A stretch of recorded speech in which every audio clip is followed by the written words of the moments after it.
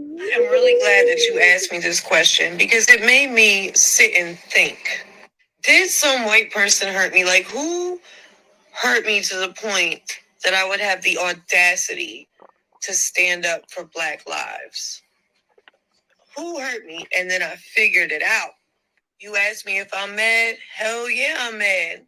I'm mad that I actually believe that Christopher Columbus discovered America.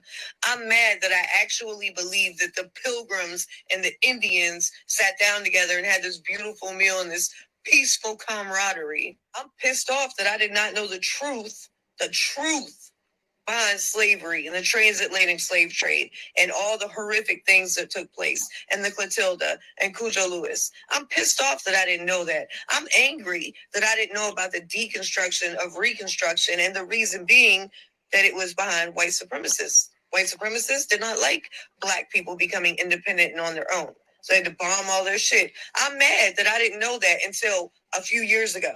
I'm pissed off that when I was in school, I learned about the fucking Confederacy. I learned about General Robert E. Lee like he was some sort of a fucking hero. And then whenever I get older and I learn the truth is the Confederacy was the treasonous side. And the states' rights was the states' rights to fucking own people. The Confederate flag that people fly today, that's not the actual original Confederate flag. The Confederate flag flown today doesn't have a fucking thing to do with the original Confederacy. That flag is tied to the fucking KKK and white supremacists, but they don't want us to know that, so they button it up under some Confederate Army was heroes and never forget. I'm pissed off that I didn't learn more about Black leaders. I'm pissed off that I was lied to, that I was fucking indoctrinated. I'm pissed off that I actually believed that Black on Black crime was a thing. I really am. I'm pissed off because I was indoctrinated my whole fucking life. And I've spent my entire fucking adulthood having to unindoctrinate myself and decolonize my mind. And I have to go through all this crazy extra effort to learn all this shit that I should have already known because it should be being taught in school because Black history is American history, period. But we're being lied to. It's a fucking hidden history. So yeah, I'm pissed off. Yeah. I don't like this white supremacist structure. It's some bullshit. And I'm pissed off about the patriarchy too. Because I was raised to believe that dumbass shit as well. So yeah, I'm mad. Yeah. And I have every fucking right to be mad. Fuck white supremacy and fuck the patriarchy. Welcome to the Cannabis Closet Podcast. You are about to get highly educated with the Cannabis Closet Podcast with Canna Queen and MJ.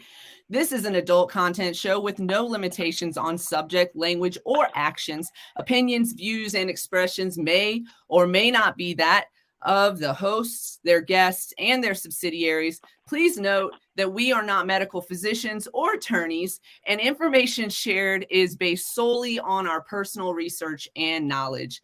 Welcome to the show. Welcome. If you're if you're here, give us a holler in the comment section. This is the Cannabis Closet, the Cannabis Closet Podcast. I can't talk. I am Canna Queen. This is MJ. This is the most professional we've ever been in our whole lives. Whatever. Nuh-uh. Don't lie. On the podcast. On the podcast. Maybe. Stop. So I played that because I was listening to it the other day and I was like, oh man, that has got to be why I'm angry all the time.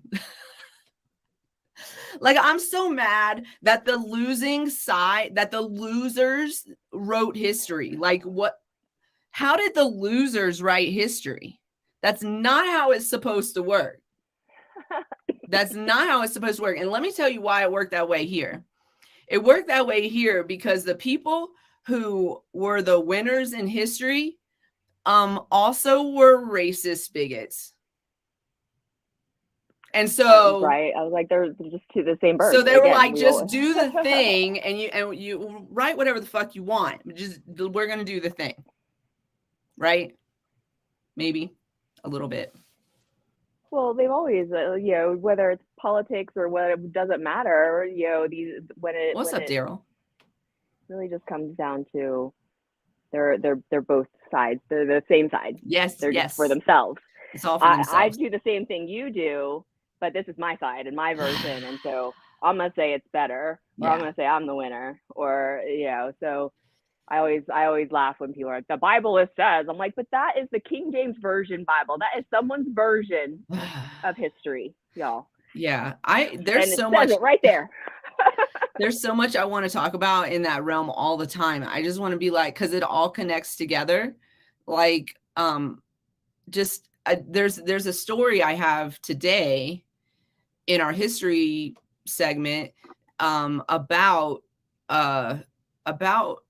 Christianity, a little bit about Christianity, and how it was applied by law to enslaved people versus how it was applied by law to everybody else.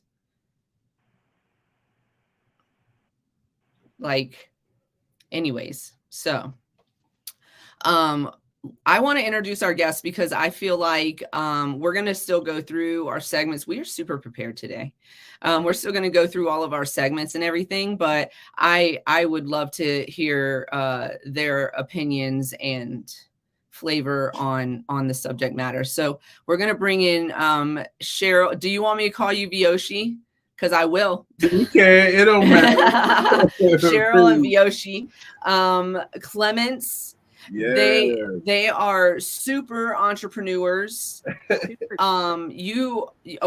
are going to get into all of the amazing things that you do, but if you don't mind, just a quick intro of yourselves to our audience. Tell them who you are. Well, I'm Vernon Clements, better known as veoshi. A lot of people call me V. Aspiring photographer, mycology lover. This is my wife, Cheryl. She's really the one that got me on to this, earthy wave or whatever. So, yeah. Awesome. My name is Cheryl. I'm an energy changer. You are. For sure. Absolutely. Fungi and plant lover. I'm a human being that's here to help others.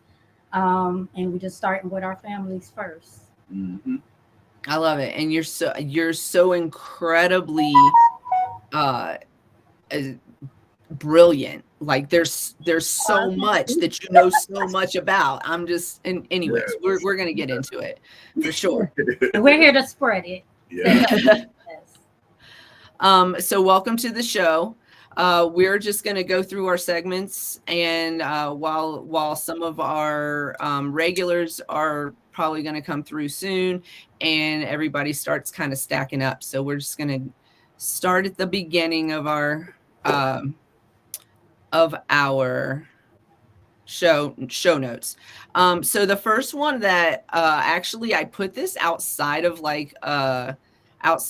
a topic today. It was just, we talked a little bit about the other day this story on CHS and how there's possible, listen, I could be wrong about things, and I might be. I still have the same question after having read this article, but there is an article. Let me pull that up. It is in the, who are we giving credit to here? It just says CHS facts. So this is just, it's facts.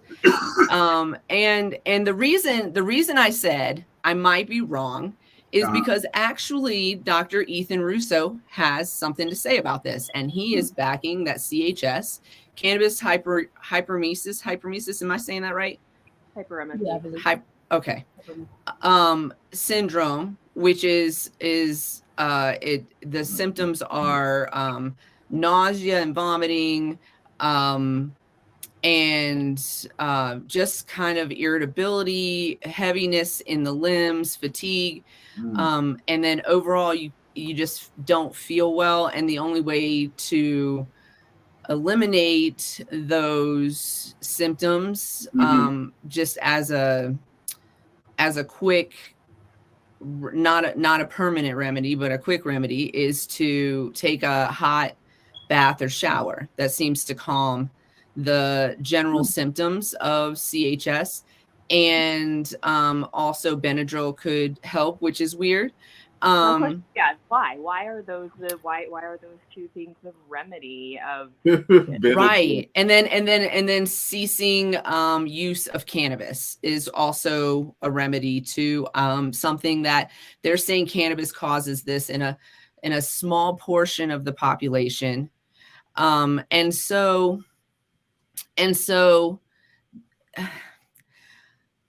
this article, which we can post this on, it's quite long. I'll share the page so that we can kind of see what we're talking about here, but I'm not going to read the whole thing on the air, but I'll post it on our Facebook page right now. But what's up, Little Bobby Customs? If you guys didn't catch that show, it is up on Spotify, Apple, iTunes, Google, and where you listen to your favorite podcasts. The Vroom Vroom episode, go check it out. So it's a rare but increasingly recognized condition with perplexing symptoms, which include but are not limited to nausea, vomiting, abdominal pain, and an unusual hot bathing behavior. First of all, I'm going to need science to stop calling me unusual, because if it doesn't feel like fire, then I don't want to get in it. Right. Okay. So let's start there. That's a daily thing for me. But okay. So it's caused chronic exposure to THC. Okay. Here's my problem with, is it harmful? It's important to note, for vast majority, cannabis is safe and very versatile medicine. We know that it can help. Anecdotally, we definitely know that it can help actually reverse symptoms and even cancer, and no known overdose deaths. That's very important to know. Here's the thing. All of what it says, which we'll touch on some of it, none of it says that they tested the cannabis that caused the symptoms. Yes. And that is my, I think, biggest problem, and the biggest reason why I've been like this, it doesn't exist kind of person. Maybe it does exist, but that's not what we should call it, because it's not just regular cannabis with nothing extra in it causing these problems. Maybe it's not pesticides. Maybe it's something else that's just like got stuck in the plant. We know that can happen. We've seen it happen. I know people that are allergic to carrying agents in pharmaceuticals. They're not, and so, but you don't know until you know. Right. So how was it grown? Yeah, how was it grown? What did you use in it? How did you flush it? Did you test it? Did it get tested? Was there like mold spur or spores or something like that? It's crazy, because we just had a conversation about remediated weed. Oh yeah. Coming from certain places, Because okay, so just to explain to the audience, remediated weed means that, or cannabis means that they can take something that tested positive for something that would get it pulled off the shelf. So it can't go on the shelf with that positive. But what they did was send it to a processor and got it processed into something else, usually like an oil or a concentrate of some type, and then retest it. And if it retests with low enough levels or zero, then it can go on the shelf. So that's what that is. Is that safe? I don't know. I'm not, we said at the beginning, I'm not even a scientist. I'm not even on that level.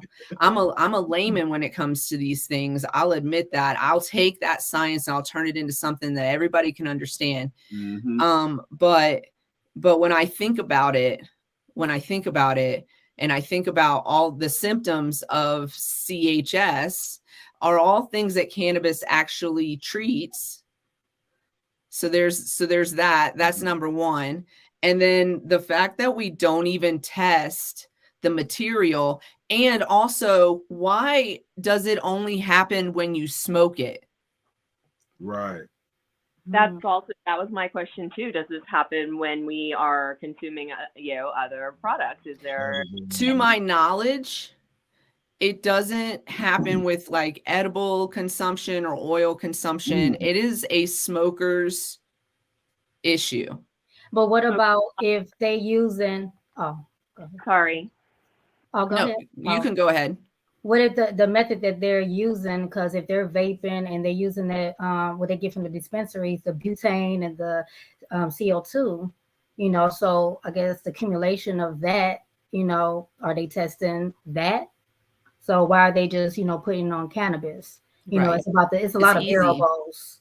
It's easy for a doctor to look you in your face and say, do you smoke cannabis? And you say yes. And they say, that's it. Yeah. Exactly. Yeah. Right. Because the oxycodone people asked me to be the administrator of the bad news that cannabis is the enemy. Yeah, exactly. You think about who's delivering the message. And I'm not saying anything because listen, I absolutely love and respect Ethan Russo as a human being. And for the contribution that he's made. And we've invited him actually onto the show, and we're hoping that he has time in his schedule in the future to come on with us. I want to hear what he has to say about it. Yeah. I want to hear because he's done a lot of research around this. And at the end of the day, I just want to, I know maybe it's not possible in every scenario, but can we start saying, bring me the cannabis that you smoked? Do you have any left? Bring it to me. I want to get it tested. Yes. Why is it, what testing is actually being done to determine that this is CHS other than you saying I use cannabis and I use cannabis? I was looking at this article. He's saying it, indicates that it could be function of DNA, and that's genetic. So that's a whole nother, that's like a whole. Or chemicals, and now this direction. We can develop allergies as we get older, so that could make sense. That can make total sense. But that goes back to the old yellow journalism tactics of Anslinger and back in the day where they get like you said, they get to write the history and write the laws and say what's good or bad. Like how? Aren't the winners supposed to be able to write that stuff? Right. So we want to do we are manifest with us, everybody. We would love to have Ethan Russo on. We would like to get to the bottom of the CHS thing. I think there needs to be more research, but I also would love to hear that a requirement of diagnosis of CHS is testing the product that caused the symptoms. Yes. If that's not a requirement, then I don't want to even have that conversation, right? Because it doesn't. I'm just like, can we get some clean weed around here? Right. They're trying to poison everything. It kind of reminds you of the food industry. Yes, same thing. Absolutely. And so we just covered a story on that recently about how the FDA has approved and rescheduled cannabis for a pharmaceutical company, but will not create regulation and laws around hemp. Go figure. Like, we're really passing it back and forth. Congress can do it. Congress is like the FDA can do it. Like, excuse me. Everybody gets to drop the ball. You just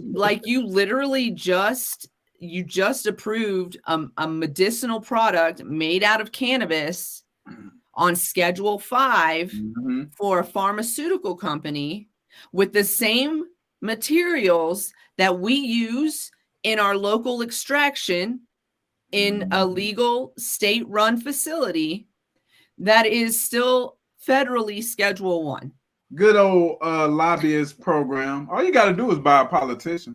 All you got to do is buy a politician. What's up next? That's all you got to do. Money, we'd be doing other things. That's it.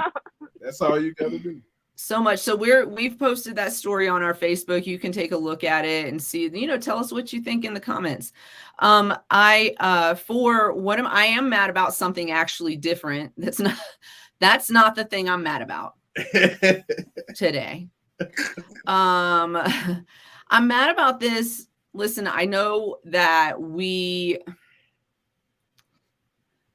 are supposed to, I've been a big proponent of like follow the law and we'll work to get better laws, but honestly, not a single fucking state has proven me right. Like I think that I'm crazy to have ever thought that. And so I don't know.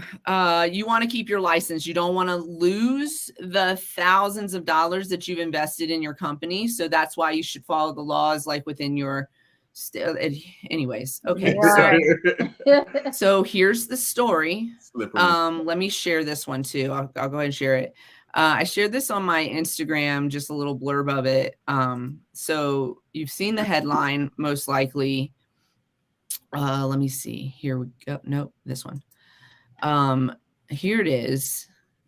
Dozens arrested in weed distribution ring with orders via FedEx and UPS. Damn. Okay, so I'm not going to tell you how to run your operation or anything, but using a privately owned company is not the way to go.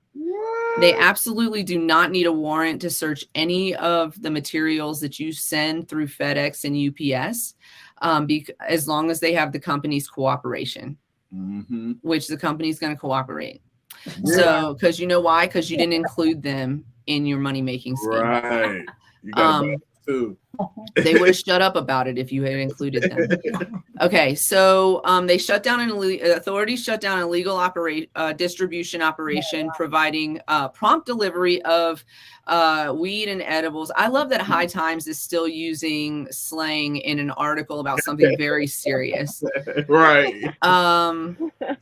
Delivery of cannabis and edibles sent coast to coast via trackable orders, FedEx and UPS.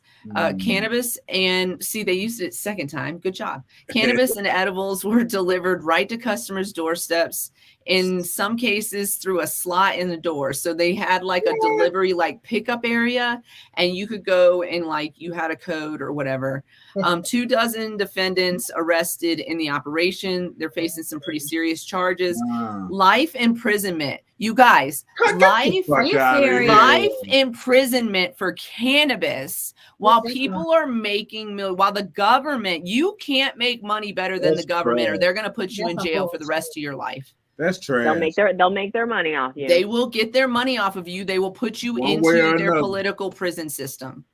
It's so crazy to me. Okay, so that's the part that originally made me mad, but there's another part in here that kind of irritates me too, and I just want to talk to us as a community about it.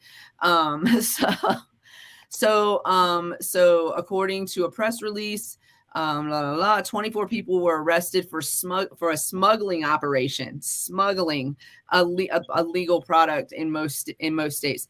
Authorities on the receiving end of the orders in upstate New York launched an investigation. The operation has been running for 6 years. Holla. Good job for you guys keeping it together for 6 years. Somebody made a mistake though. Somebody made some kind of weird mistake.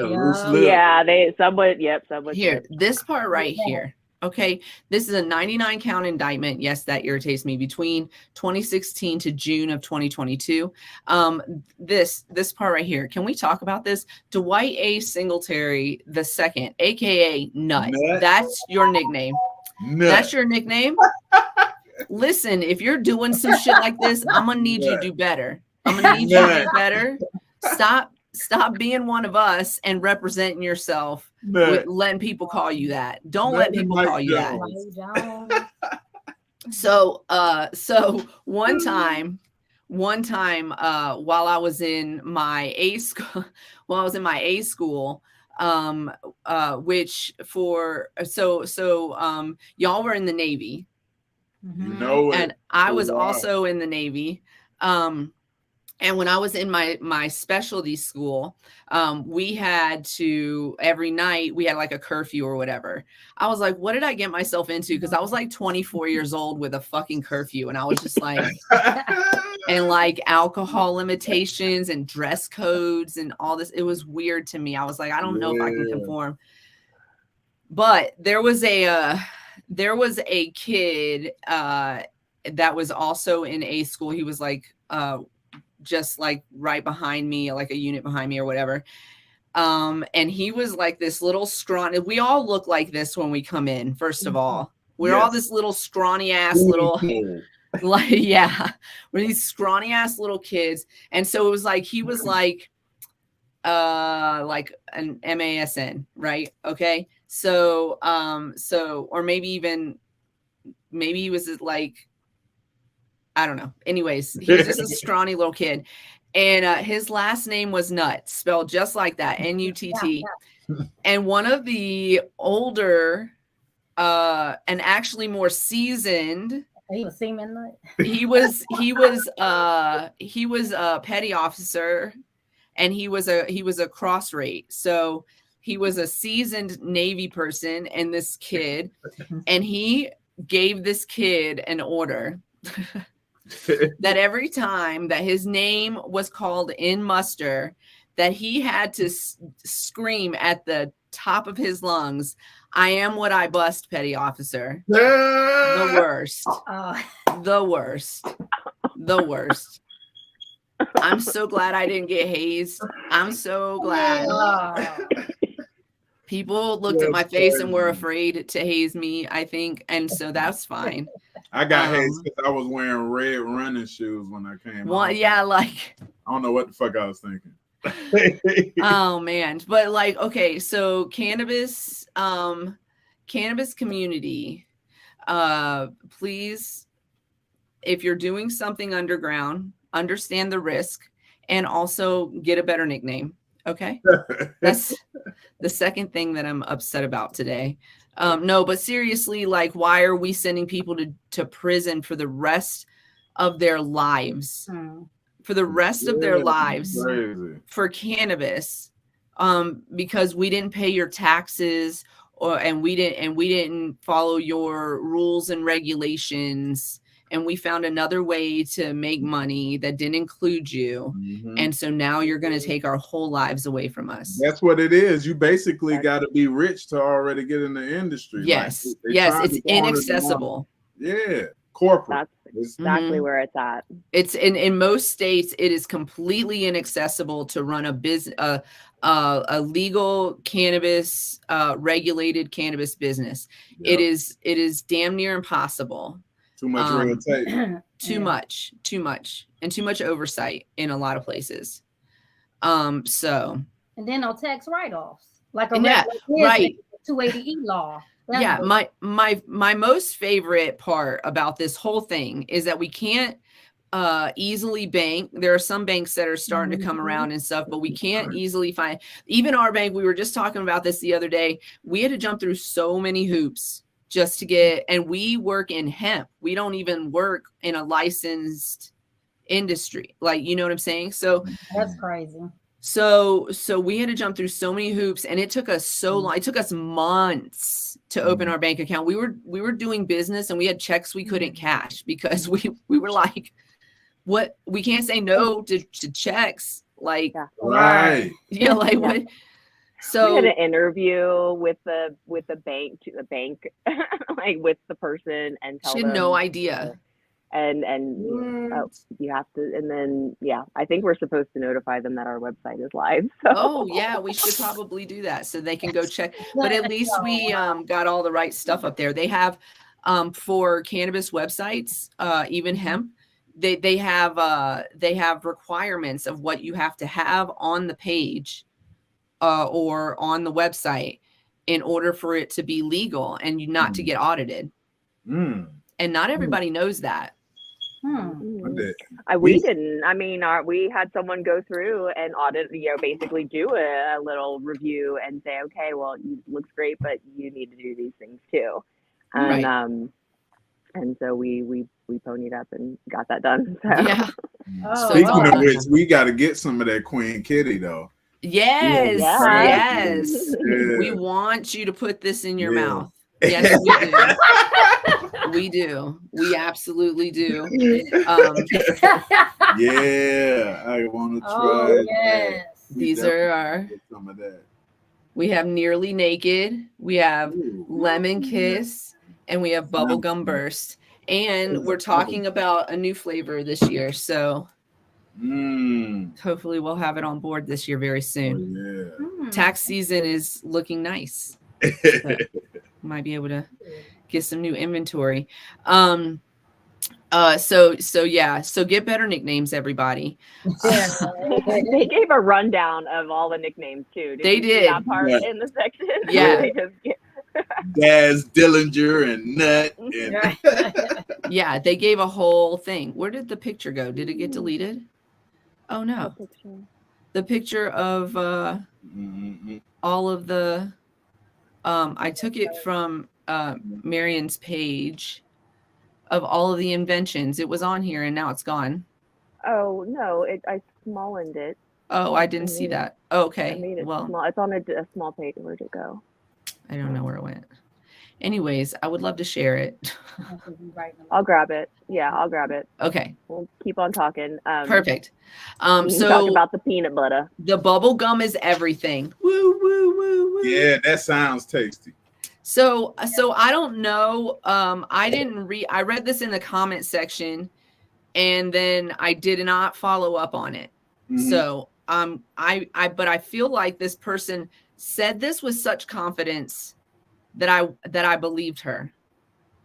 So we have this so we have this list of all of the inventions that were invented by Black people. All of, well, not all, but like that big list you've seen. It's the internet one. It's the one that's going around. Seen that. And so we just wanted to pop that up because some of the things that were on there, white people stole credit for certain. That's what I said. We couldn't get no patents. Hell no. No, for certain. No. But I want to say, I'm sorry if I pronounce her. Well, I'll just Jessica, and then her last name is Z. I'm not going to pronounce it, and also. Well, I'm not going to, anyways, if you want more credit, I'll give it to you though. She says in the comment section where I found this, which was on Marion's page. Thank you for sharing that George W. Carver did not actually invent peanut butter, but he found amazing uses for it, including using small amounts to help with diabetes. This was way before synthetic insulin was made, and peanut paste was made by a Black man, Marcellus Gilmore Edison, a guy from Canada, but a white dude against sex and masturbation. I don't know what that has to do with anything. By the name of Kellogg, yeah, the same guy, the cornflakes guy, is the one that patented it. It was not invented by white dudes, but it was patented by white dudes. And so oftentimes that's how they get credit for an invention or whatever. Right. It's funny you said that about George Washington Carver though, because I just found out he was also in the fungal research. Yeah. So he was creating like medicines, and he was using plant material. Of course, that's where all medicines start from. Yes. And now we just have synthetic. Kellogg's was goddamn psych. Capitalism. She said Kellogg was man. Wow, but the cornflakes are delicious. The ones with the frosted flakes. Frosted flakes. They're great. They Childhood are. Staple. They are so Got good. me addicted to sugar. I know. If you guys, we're super dedicated to making sure that the wellness products that we offer don't have sugar in them, which is why we work with the Mighty Kind Co. and do our seltzers, Queen Kitty seltzers, because it's a CBD product and we don't want to add sugar because that defeats the purpose and sugar's in everything. Right. It's in everything. Sugar and dairy. It's in everything. And I love it. But also, yeah, that shit's addictive, man. Yes. So this is a list, and we'll share this on our page too, of all of the greatest inventions. Thank God for the air Thank conditioning unit. God. God. Number one, coming in strong, Woo. Frederick Oh, Jones. Lord. Thank you, sir, for Oh, inventing yeah. the air conditioner. What? Oh, You guys Benjamin understand? Banneker. Do you guys understand how much better this country would have been if we did not enslave people, but rather encouraged people to learn and invent? And we would have so much more. We would be where we're supposed to be in 2023. Man, what do you say? We would be like Jetsons status. Straight. We would be Right? doing Straight some up. shit if you didn't like Straight up. inhibit and steal from Black men and women. Yep. And indigenous people, and all. It's just so. Anyways, and create the anger, and that's the thing. It's like if we all work together, then we all get to live together versus just cutting people off at the knees and being like, no, It's like I'm we the had bigger a person. fucking disadvantage. I'm still pissed we don't have hoverboards. You know what pisses me off more than that? You know what pisses me off more than that though is the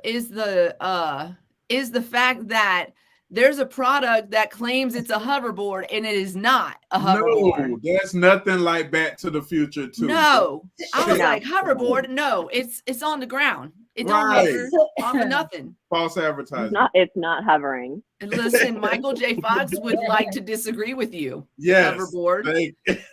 Right. These seem like pretty important inventions down here. The the fire escape ladder. Joseph Winters. Yeah. The fire extinguisher. Thomas Marshall. Thank you for both of those. Those are important. Can you scroll back? Can you go back up? Can you go back up? Go back up. Yeah, to the beginning. Mm-hmm. Yeah, I saw. Hold on, go back. Oh, right there, the almanac. Benjamin Banneker. Yes, I was gonna say. Yeah, it said also here. I got these cards. It's from a Black-owned company. Urban Intellectuals. Right here, I got the Black. Hold on, let me show this. It's the Black History cards. It's a Black-owned company right here, and they also had on there at the age of 15 that Benjamin Banneker, he took over the family farm and created an irrigation system to control the flow of water to the crops. So all canna growers. So I mean, why would we hinder this? Because of jealousy and mediocrity. And he invented the first clock in America in the 1750s. Crazy. Yeah. So great. Let's see. Alexander Miles. Thank you for the elevator. Man, oh, wait. George Sampson, thank you for the clothes dryer. But no thank you for making it a woman's job. If I don't want to attribute that to him, but he did create the clothes dryer. So we don't rock with gender roles. We don't rock with gender roles over here. Isn't everybody's job? If you don't know how to wash your clothes, then I can't even have a real life adult. I actually enjoy washing dishes. It's like a low time. Okay, listen, I'm gonna need you to calm down. Because you know I'm not gonna be right there. My mother-in-law once tried to convince me that I should just enjoy it because I got to do it anyway. What? Get out of it. I was like, yeah, I'm never going to enjoy it. I'm just not my thing. The ice cream scoop. Thank you, Alfred L. Is that Crowell? Yes. The guitar. Damn, the golf tee? And the guitar. I know. The gas mask. Go Garrett Morgan. Yeah, thanks. I think that was a necessity in a certain, and it could be again. It will be again. Yeah. The chamber commode. Now, is that are we going? Is that the toilet? Like, is that like an indoor toilet? Right? I'm gonna go with it. I'm not gonna Google it right now. Ironing board, the mop. This is great. The spark plug was invented by Edmund Berger. Straightening combs. Oh, holler. Thank you. Thank you so much, Madam CJ Walker. I know that was not invented for me, but I'm so glad about the advancements of flat irons. I can't explain to you. I can't. It's so great. I got a hairbrush. I replaced I had one before and I replaced it as a hairbrush that like straight, so I don't even have to like press or nothing. It's so great. So the advancements have been amazing, and I appreciate the initial invention that got us here. Yeah, that was good back then, but now it's just good to see, you know, us rocking our natural, not straighten it, you know. That's true too. I will admit to, like, when I was a child, I was so jealous of all of my Black classmates because they could come in with the just different styles, and my hair would never hold that. I have naturally curly hair, so it holds some stuff, but it would never like hold like their hair hold. And I would be like so in awe of that when I was a kid. I just didn't even know what to do with myself. I was just like, yeah. So, and I like to I like to learn. I can't even braid my own hair. I can't do like a French braid or any of the other shit. I can't do none of that. I can do like a simple braid. That's it. But I do like to watch people getting their hair done videos. Oh, I love it. And I love watching the braiding videos because they're so like, it's so intricate and designed. Did you guys know, since we're in a history corner, well, you guys know, but you guys, the audience, know, did you guys know that actually braiding was like a map system? It was a map system for the slaves, for enslaved people. They would be able to get to like underground systems and find freedom into northern states through a mapping system, and then they would just like pass that along through. Right. So innovative. Yeah. Right. So not just a protective hairstyle, but also was used to communicate. Because they like they couldn't talk to each other. Right. So shout out to irrigation. Yeah. Big. So this I have a couple more histories, and then we are going to dive right into you guys. So thanks for sticking in with us. So we have real quick 5 truths about Black history. If we wanted to understand the state of race in America, we need to know our past, particularly the painful stuff. So we already did our trigger warning. Oh, they used to put rice under their braids too. So that's interesting. I want to learn more about that. That I did not know. Let me share my screen real quick. So we like to do actually history corner all the time, because honestly, a month for some of the things, a lot of the things that we don't know anything about because we weren't taught in school, about indigenous populations, about immigrant populations, and about Black and brown populations. There's things that we don't know in our history because they didn't teach it, because for some reason the losers got the pen. And and so we like to talk about that because, like, just from my position, I know we got some like new listeners today. Thank you for bringing them along with you.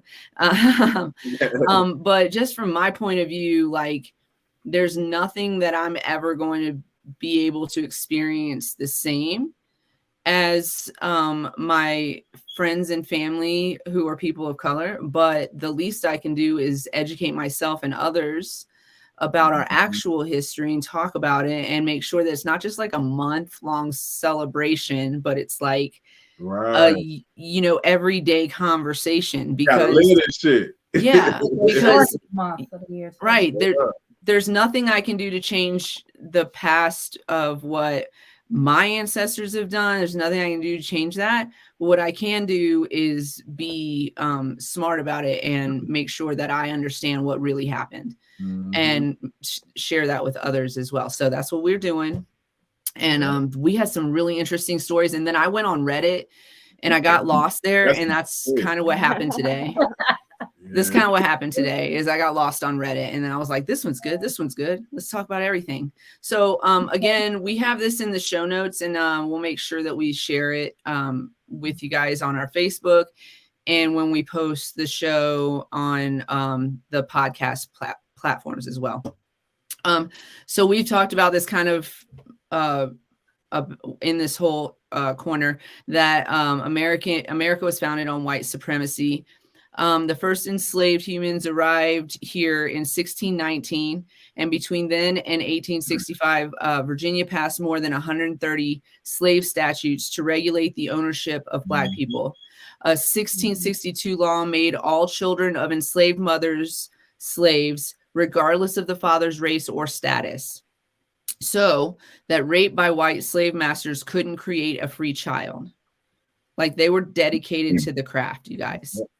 Also, there was a 1667 law codified that slaves who converted to Christianity were still slaves. A 1669 law allowed slaves to be killed for resisting authorities. So these are like some of the more harsh laws that were passed. So even if you converted to Christianity, you are still not a free person, even though that's what they preach. Right. Virginia was, of course, not the cornerstone of that. In 1740, South Carolina passed a comprehensive slave code with 57 provisions so that the slave may be kept in due subjection and obedience. Provisions included making it a crime for slaves to grow or possess their own food, gather in groups, or learn to read. And so, like I said, the communication had to be subtle and something that somebody who looks like me would not know. Yeah. So also, that's why it's like a shortage, or was a shortage. It's a resurgence now of Black farmers, but it's a lot back then. They did a lot to suppress that. So I think that's got a lot to do with now people not really wanting to put their hands in the soil and get back to growing their own food. I agree with that. And also, I don't have the resource for it right now, but there's a Black farmer. I don't know what state he's in, but he is like literally fighting to keep his own property. He's got many acres. I want to say over 40 acres. And he's being harassed on a regular basis on his property. And they're threatening to arrest him if he reports the sheriff. What? So reporting a grievance with the sheriff will get him arrested. So why are they harassing him? Inside job. Exactly. Because they want his land. They want his land. They want to take his land. They don't want him to be. It's the same. A little bit further down from this portion of the story, terrorism. Even if we refuse to acknowledge it, the largest attack in Oklahoma was not the federal building in Oklahoma City in 95. It was Tulsa in 1921. The Greenwood neighborhood of Tulsa, Oklahoma was unique. In the 20th century, it was referred to as Black Wall Street and was home to Black and Native Americans who had become wealthy from oil discoveries. So there was like a whole town.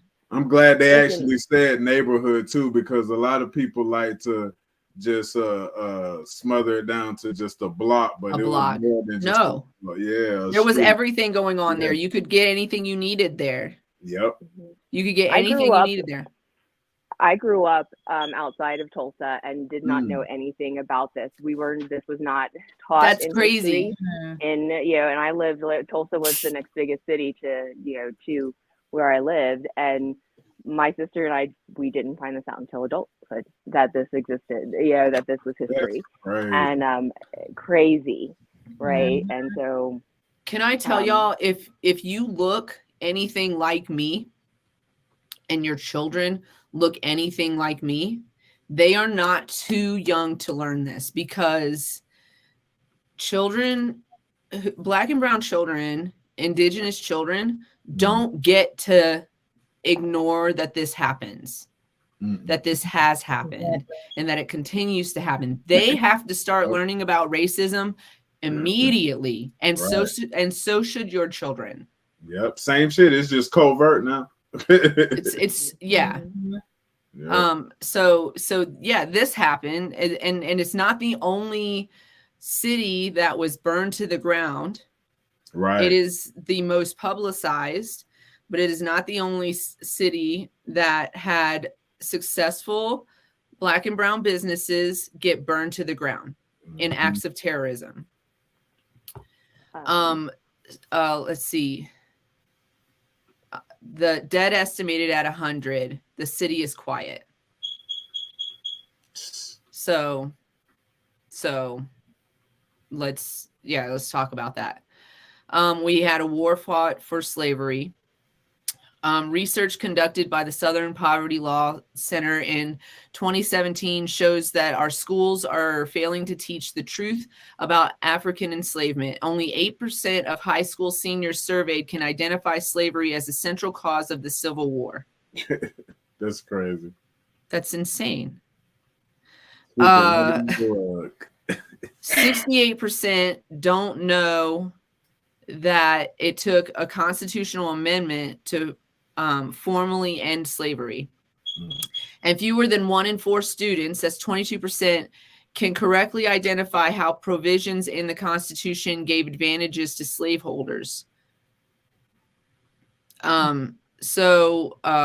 Things like all white men are and of right ought to be entitled to equal civil and political rights, that the servitude of the African race as existing in the states is mutually beneficial to both bond and free, and is abundantly authorized and justified by the experience of mankind and the revealed will of the Almighty Creator. So God said, you should enslave people. Religion is everything. Like, literally, we came here to free ourselves from religious bonds, and then here we are. Right, that's crazy, man. To keep humans enslaved. Right. Yeah, but so it makes sense though, because it's like school wasn't meant. Well, at least it's our an indoctrination system. Yeah, it wasn't meant for you to learn about how America fucked up. School is to indoctrinate you into the system, make you believe what they want you to believe, pump out another cog in the machine, so that you just work tirelessly. And they can't stand these new generations. They can't stand these new generations coming in here and only working the amount that they pay them. Oh no. Yeah. What do you mean you don't want to work overtime? What do you mean you won't answer my phone call when you're off? What do you mean? Like, what do you mean you won't pick up my order if I don't tip you? No, bro. None of that. None of that.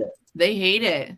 Yeah. Francis Scott Key was an avowed white supremacist. In his third verse, which, like, if you didn't know this with everything happening on national television, then I don't. This is the important part. This is one of the important parts. In the third verse of the national anthem, it celebrates the murder of slaves. No refuge could save the hireling and slave from the terror of flight or the gloom of the grave. Some claim Key was referring to whites captured by the British who were forced to fight for them. There is no historical evidence to support this claim, and facts about Key make it unlikely. So some people try to say, no, he was referring. Get out of here. But that's not what he was saying. He said slave. He Yeah, definitely said right. slave. We all saw it. Reparations have already been paid for slavery. Did you guys know this? No. No, me neither. No, You know, they were not paid to they were paid to slave owners. They were paid to slave owners. So because people were losing the right to enslave people to do work for free for them, the union paid up to $300 for each freed slave. Over the next 9 months, the Board of Commissioners appointed to the administrator that the act approved petitions completely or in part from former owners for the freedom of 2,989 former slaves. Lincoln's administration paid about $1 million to slave owners in D.C. for the loss of property. But what's up, Libby? But we refuse to acknowledge the atrocities that we committed in this country. You guys know, if you go to Germany, they have a whole museum, more than one most likely, but they definitely have like a whatever state funded museum that is dedicated to the history of the Holocaust, to calling out the atrocities that happened in their country. You can be arrested in Germany for wearing any type of Nazi apparel or any kind of like any of that. For doing the hand sign, you could get arrested for that. Because they're like, no, listen, this happened. We can't change that it happened. Right. And they have paid Holocaust survivors. The millions of dollars has gone to the survivors of the Holocaust. And they continue to incarcerate war criminals. They recently put somebody who was like 101 years old in prison for 5 years. Probably their last 5 years, if they even make it that far. But they're like, we don't care that you're 101 years old. You did this in your lifetime. Yeah, America would never. Life. Yeah. Would never. Yeah. There are people. That's the beginning of change. Then, like, understand that. Like, if you're listening to us, understand that they're putting people in Germany in prison who are 101 years old. There are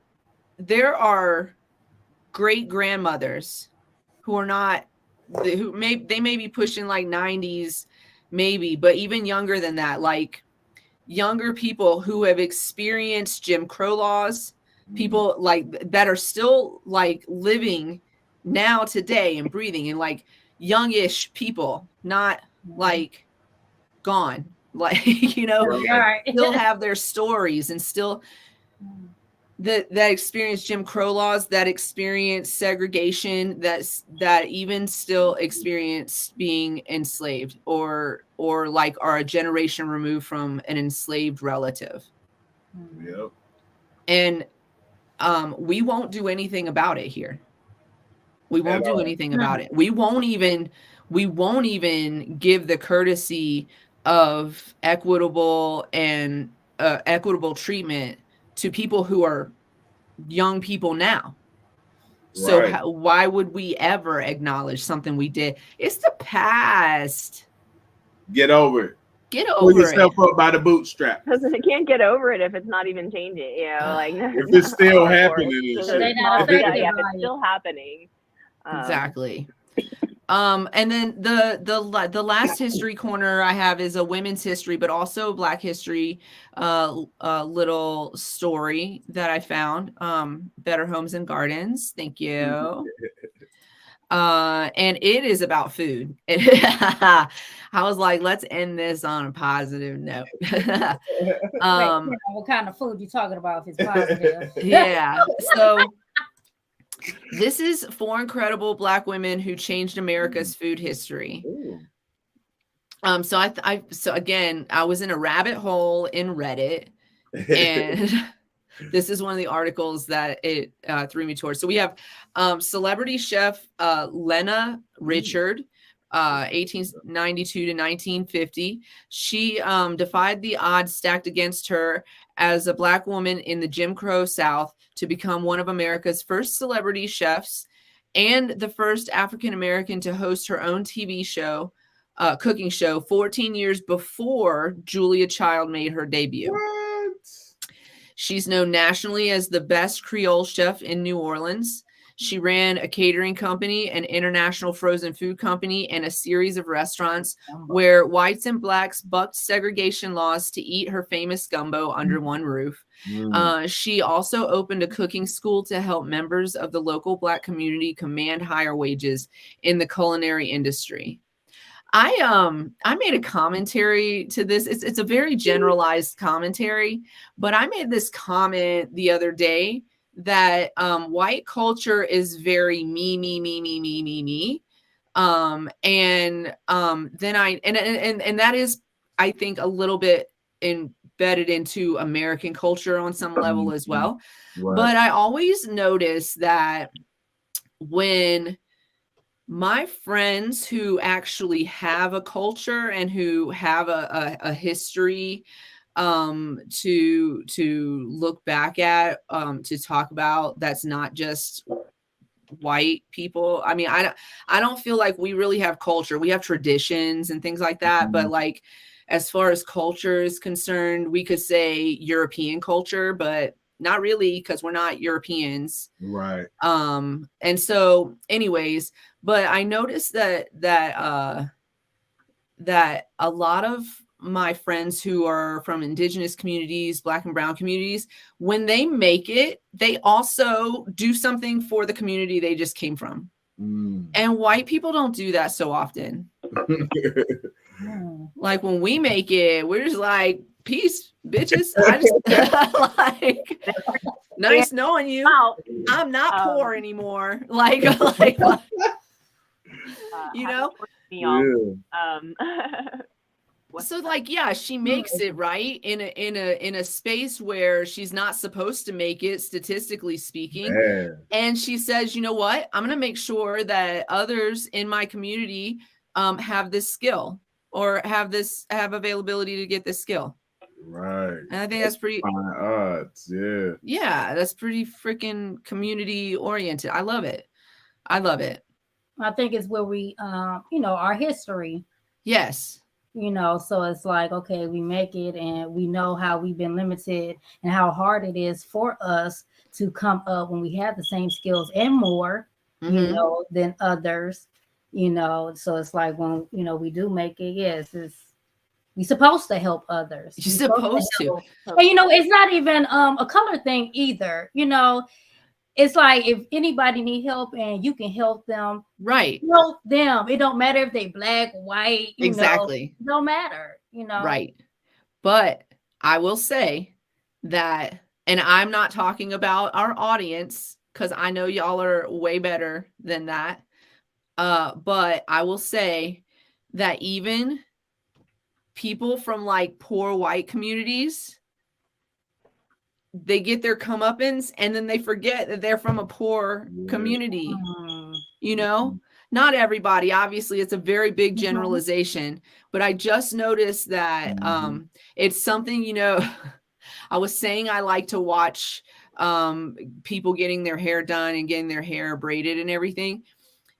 It was also like when I was little, I grew up in the military. So I grew up around other communities. I had friends from Venezuela. I had, just friends from just different backgrounds, in my neighborhoods. And I was always just in awe of like the food and the traditions and the, I was just always like, I had a Jewish friend that I did Hanukkah with one year, my Venezuela friends, I would always go to their house for dinner because I always wanted to try the new, and, and I'm always like, seeing the community, like their elders were living with them in a lot of cases, where like we didn't talk about it, but I didn't feel like nobody was taking my grandmother in when I was little and she was healthy. No, we didn't talk about it, but I didn't feel like that was going to happen. Damn. You know? And so I still, it's an American ideology too. It's kind of, but I feel like it's a me concept. And if we were more we instead of me, I think we would be more successful as a society. Focus on the real enemy. Yeah, exactly. But we are into an hour, so I'm getting the heads up that we got to save the other women for another show, and that's okay because that'll give us something to talk about next time. I'm just loving the whole conversations that we're having right now, so that's why I just want to be forever about it. We could stay on the making of history right here with us. For sure. And, the conversation that we've been having of, this is a human issue. We want the best for humanity, right? Yes. And so start within our communities. And so super excited to get to know more about what y'all are doing. Right. Yeah. So second hour, here we go. Cheryl and Veoshi, we get to talk about you now. That's dope. Thank you. Thank you. I don't even know where to start. Y'all have been married. How long have you been married? You would know better than we don't even like to keep up we got married like 20. We'll say 20. Well, we've been married in 2014, but we met in 2002. Okay, so you've been together. We made it official 2003, so 20 years. Yeah. About to be what is it? 21? In a minute. Yeah. So amazing. You guys met in the military. No, we both were out, but we met in Virginia. He was out. We both were out of the military. Virginia is for lovers. Yeah. Hey. That's where I met my husband. Literally. See? Yep, met through a mutual friend, and Yep, our friend JoJo. Yep. Holler at JoJo. Thank you, Shout JoJo. Now. Yes, we love you, JoJo. Okay, and then so you're out of the Navy, and you're just doing regular life stuff. And what comes first, the cannabis or the psilocybin? Well, cannabis has been lifelong because I started smoking in high school. I can remember the first time I smoked with some guys from New Jersey. Now that I know my taste and everything, I know it was chocolate tie. Yeah. Yeah, that's what it was. Great taste buds. But ever since then, it's been, it was off and on, but then I became a habitual smoker. And then when I got with her, and that's what brought us together. Just as much as I was. We was friends first. Yeah. Like about 4 months, we just smoked. Yeah, we just smoke every day. Mm-hmm. We did too. And made it official on Valentine's Day. Yeah. So. Well, happy anniversary coming up. As everybody made it easy to remember, Yeah. Yeah, absolutely. We missed 420 on the West Coast. So holler at the West Coast 420, happy 420. Because I was talking. We're 8 minutes late. So when did you start getting into the business spaces of cannabis? This was 2 years ago when I went to Cleveland School of Cannabis. This was 2021. How was that experience for you?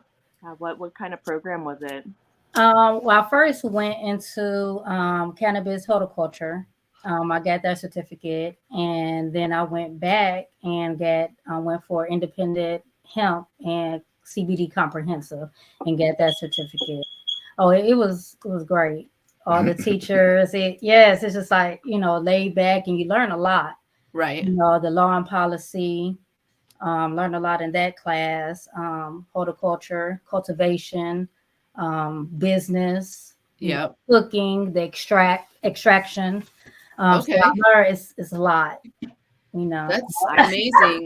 They have such a well-rounded program. I love that. Wearing the shirt, my alumni shirt. Yeah. All right. Nice. Cleveland School of Cannabis. I like it. Yes. I'm ambassador with them now. Nice. Cool.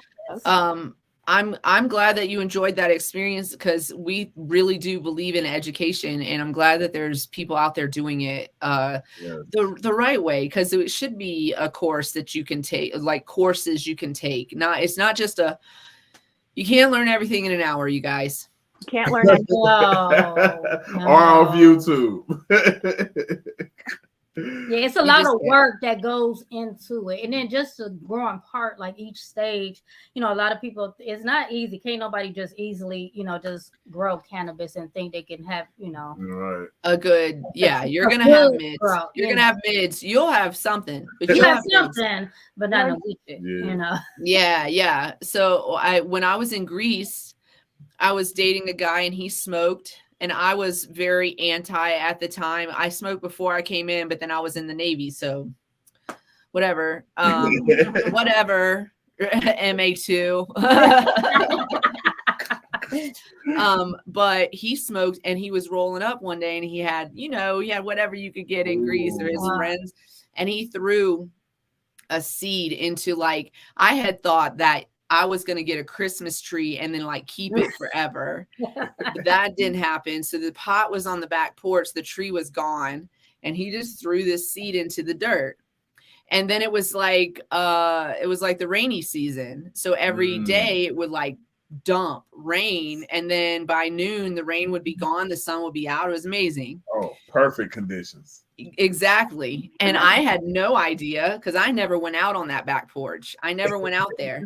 And one day I opened the door, and there's a plant out on the back porch taller than me. And I was like, you've got to get your brother to come get this. Oh, hell yeah. They were telling me things like, does it have red veins in its leaves? Because that used to be the telltale sign of a female plant. Right. It was the way you could tell that a plant was female, right?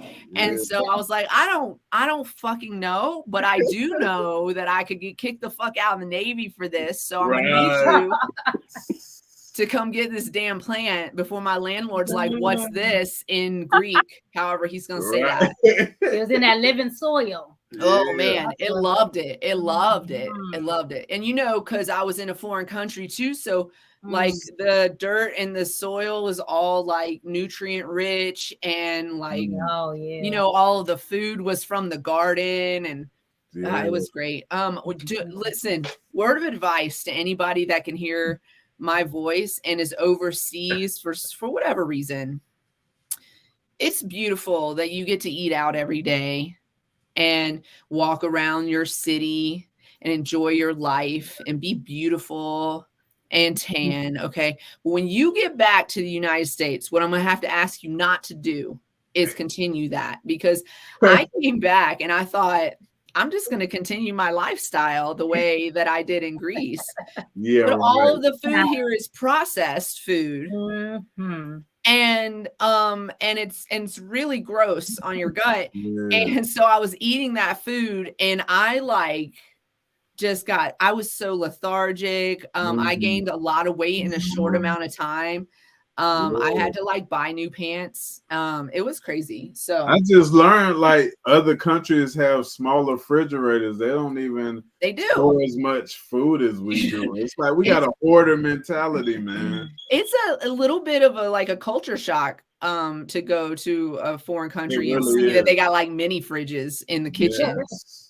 Like, what is this? And then they give you little plates of food. Yeah. Little plates of food. And it's actually plenty. It's actually fresh. Plenty. So you went to the Cleveland School of Cannabis. That is hella interesting to me. I want to sit and talk to you for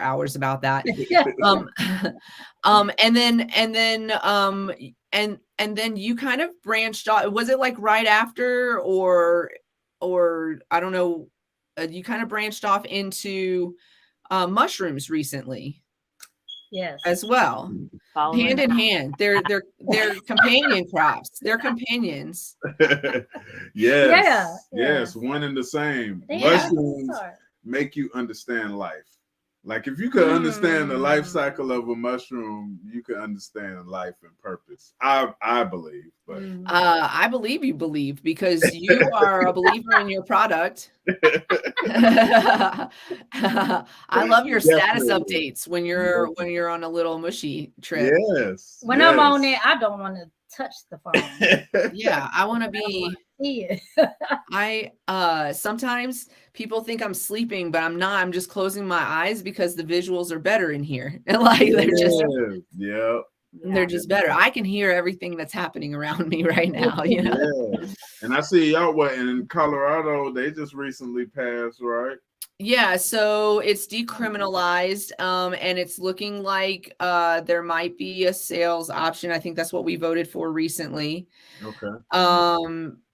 Before Denver had decriminalized it, and I think now the whole state has decriminalized it.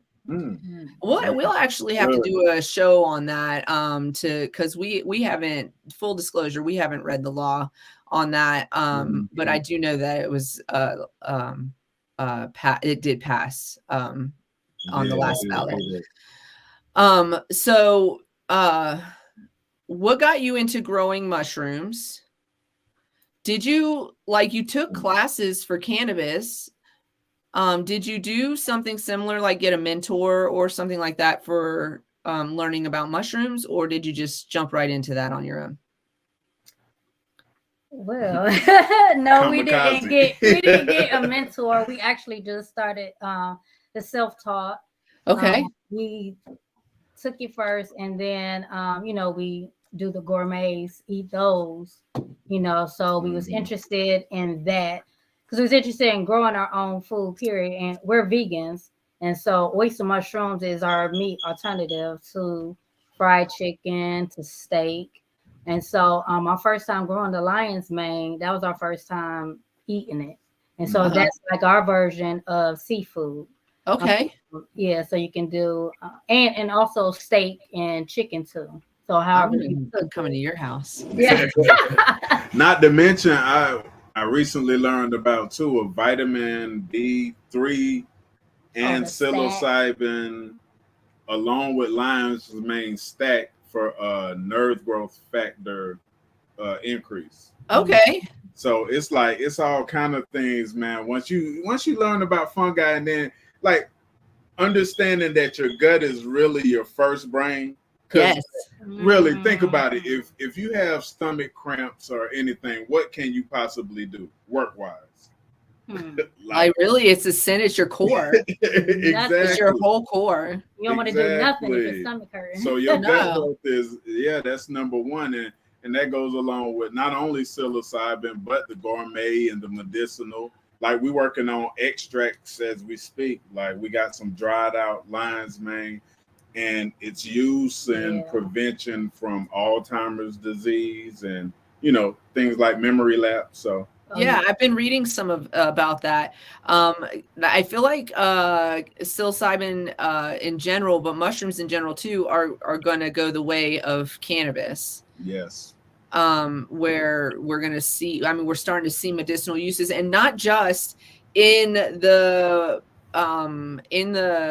fungi that causes psychoactive effects. Right. Because the ones that you started growing for your own self are not that, they're food product. Yeah, gourmet. Also medicinal. So we'll put it make it into a medicinal extract. So we'll have the lion's mane, and then reishi, cordyceps, chaga, and what's the other one? Turkey tail. All cancer. Yeah, so they anti-cancer, boost your immune system, give you energy, lower your blood pressure, type 2 diabetes. So it's a lot of it's a lot of benefits with the mushrooms, and so that's what we're experimenting, research, and test on ourselves and. Oh yes. I'm to being a test subject if you need to. What'd you say? Yeah, I know. We'll be testers too. We'll test. Oh, definitely. We'll definitely send y'all some. Yes. We would love to test the product. We'll do a little tradesies. Yes. So that's so interesting to me. And then what is so you do those, do you grow all of your own food, or like do you have like I'm imagining y'all with like this huge garden right now. Well, no, we're not starting, yet. but as far as like we have like 2 mono tubs, a Martha tent, and another gorilla tent that we're finna start. But it's like small scale, but that's the increased thing for summer and spring. We're really trying to turn it up a notch and at least grow 50% of our own food. That's amazing. Wow. Yeah, I love, I'm excited. We just moved into a new house in August, so I was at the end of the season. I didn't plant at all last year. I'm excited to get my hands in the dirt. It's like the best part. It's like the best part is you guys just grow some tomatoes if you can, because like and get your hands dirty. Put the gloves to the side. Get your hands dirty, because being that close to the earth, it's really just like a different experience. Maybe you should take some psilocybin before you go out and plant. Yes. Yes. Like a little microdose or a little. Yes. It's free microdosing manifestos all over. I mean, you have to check the source, of course, but most of them are good. Yeah. Yeah, microdosing is really great for mental illness as well. For those of you looking for treatment for your depression. But the point of a microdose, and this is the hard part, if you're not like an aficionado or not somebody that uses psilocybin or mushrooms as a medicinal treatment, you got to get your dose right. So if you're using a psychoactive psilocybin, if you get the dose a little bit wrong, you're going to feel it. And the point of a microdose is to not really feel it, because it's just doing you just need enough to do the work. Man, let me tell y'all. Tell us. I did a lemonade like without knowing, that I did a lemonade, because I did like a regular dose, but what I was drinking, it had, the potentiator, citrus to make it, and it was just, oh my gosh, it was like, So for those of you who again may not have experience or don't know, lemon tech is just like you would take like a shot of lemon juice and take that with your mushroom, and it's supposed to work with the compounds to enhance the experience. But you take half of the dose of your regular dose, right? Yes, and right, because you are going to enjoy it maybe more than you want to. There's something in the lemon juice. There's something in lemon juice that activates or opens it up, or I don't know. I don't know the science behind it, like I said, but I do know that it works. I've done it before. Yes. And I was on an empty stomach, too. So which and I wasn't matters. expecting. That wasn't my intentions to do it. Your intention was like a lower dose. Yeah, I never did a full trip though. Yeah.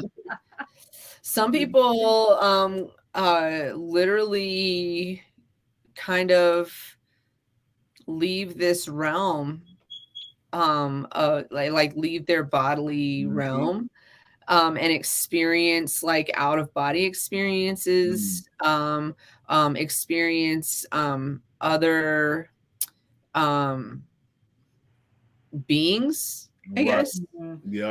I find I've not had a dose that high yet ever. I've been midway. I went all close to a heroic dosage. I was like at 4.0 or so. I was incapacitated, but my thinking was really going. Like I left with a lot of good ideas and shit. We carrying it out now. That's cool. That's what. See, so I just have like a fear of it. I think I'm afraid. I'm afraid to cross into that because I'm just afraid of what we're gonna find over there. I come from trauma, which a lot of people listening do. Y'all understand, and so like, are we crossing to deal with that trauma? Because I'm not. Yeah. I don't want to deal with that while I'm Right. tripping. but also I probably should. But also like when I take a dose, it's like I'm hanging out with somebody. So like we can't go there today. Right. So My I have friend, she showed me a thing Gwyneth Paltrow had on Netflix, and they're like kind of doing guided trips in different places where they have like shamans and stuff like that. I want to do that. Yeah, that I would feel comfortable doing. Yeah. I think I would be into that. I saw that like Chelsea Handler did that years ago on one of her specials. Did the ayahuasca, and she had to go back and do it twice because she was so I think that I couldn't even be hypnotized because I'm so like I'm always on alert. I feel like that too. Yeah. So I'm like, if I'm hanging out with you and we're being goofy, that's cool and everything. And I don't even mind if you catch it on video, but like, I don't want to intentionally make a fool of myself, or like throw up on myself in front of people or any of that. I don't want to intentionally like be bawling. Like I don't. And so I think, first of all, I think that's why I'm not famous yet. And second of all, I think that I would not be hypnotized. I would not be a candidate for hypnotism because I wouldn't let my guard down enough to let somebody have control of my mind like that. That scares me. Right. Yeah. Why aren't y'all scared of that? Because the government's been trying to do that forever. I was about to say people are already programmed. Oh, thanks. Right. Little Bobby Custom says, you're famous to us. Exactly. Right. Okay, so switching gears a little bit, what is the Weird perfection. House of Weird Perfection. The House of Weird Perfection. It sounds like a bar and grill. That was actually our first company before the mushrooms and vegan bar and grill.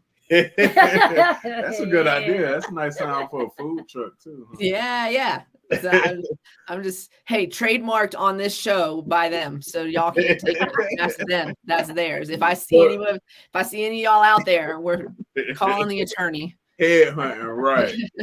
Basically, though, that's our arts and crafts business. Like my wife, she started making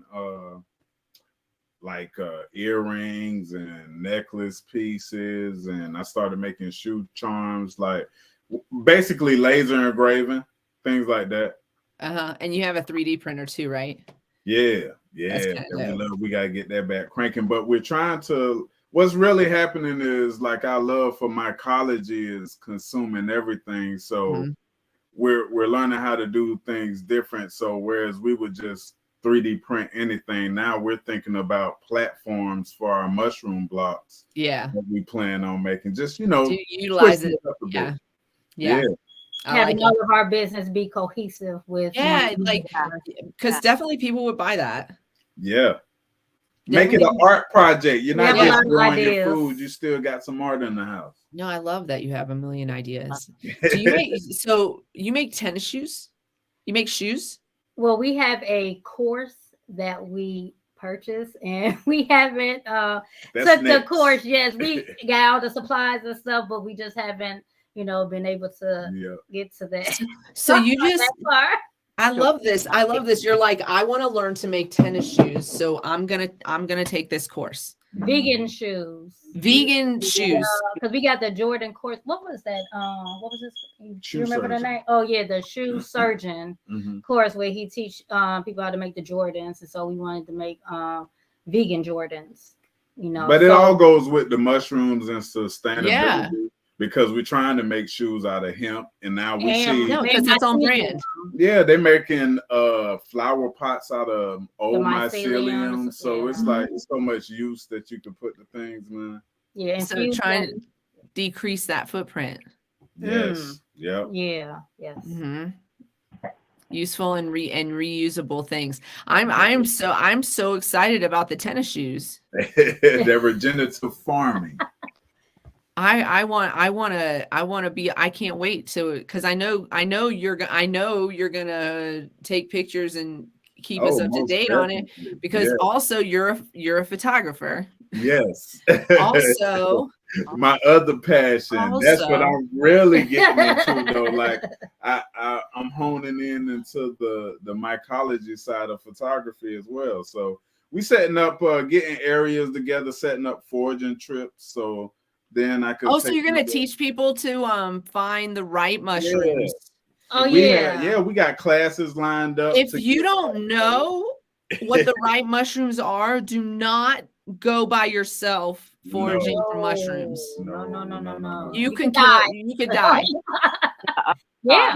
These are the things. These are the things I remember from college biology class. Okay. And also the moments when I realized that I was not ever going to be a veterinarian. Yeah. Okay. So this is what, because this is literally the thing that I remember most out of my first year of college biology class. There's if you off somebody, if you take somebody out, these are verified geniuses. They are. Thank you, Anna. if you take somebody out, it is best not to put them in a mossy area. Moss will grow over them and preserve the evidence. Yes. Also, this is good to know because moss is also a healing plant. And if you ever get cut or something, it will preserve, it will pull the bacteria out, and it will help you preserve cleanliness and keep it clean and everything. So moss is very important to potentially your survival in the woods. If you're out in the woods, don't be in the woods by yourself. Don't do that. Don't do that. Okay. But also if you're in the woods, if it's apocalypse time, right? You might have to have some survival skills. That's one of my survival skills. Moss is a healing plant. Okay. Right. The second thing that I remember is about mushrooms.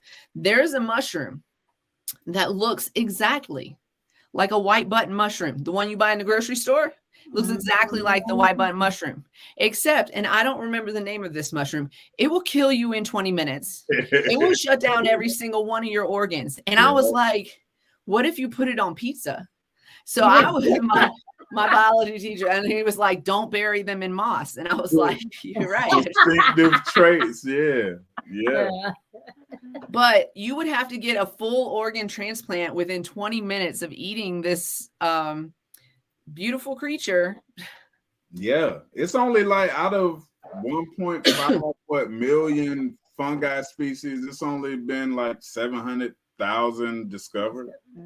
Yeah, so somebody's gonna have to discover the next poisonous one. We're not. Right. It's more poisonous and non-edible than there are edible and gourmet mushrooms. Remember that. So like even if you out foraging, get 9 opinions and then get another one. Yeah, please do. Like go with somebody that does it. Yes. Not somebody just started doing it either. Y'all get yourself killed. Right. Check your source. Yeah, and also just last thing on that, when you're foraging, don't take everything. Just take what you need. Yes. Yeah. You don't have to take the whole lot of them little floppy. Yes. You don't have to do it. Right. You don't have to do it. Take what you need. There. Yeah, so it can grow back. Yeah. Just take what you need. Yeah. But mushrooms are amazing. Yes. I'm not vegan. Sometimes I wish I was, but I am not. And actually, my doctor just told me to lay off the red meat. Well, you're gonna love mushrooms and these recipes, right? Because which I don't eat a lot of. I think the culprit here is fried foods, because I'm from the South, and you can't take that out of me. You can't take it out of me. So I had fried chicken the other night for dinner. This is before I had my physical, and she said, your LDL is high. not like medicine high, but like, you know, and I'm afraid of heart attacks. I don't want to have one. And so I don't want to like gunk up my arteries. So I have to lay low on the, she's like, in moderation. And I was like, yeah, you like, don't know moderation. Don't eat a whole bag of chips. Turkey though, so you don't have to cut yourself off.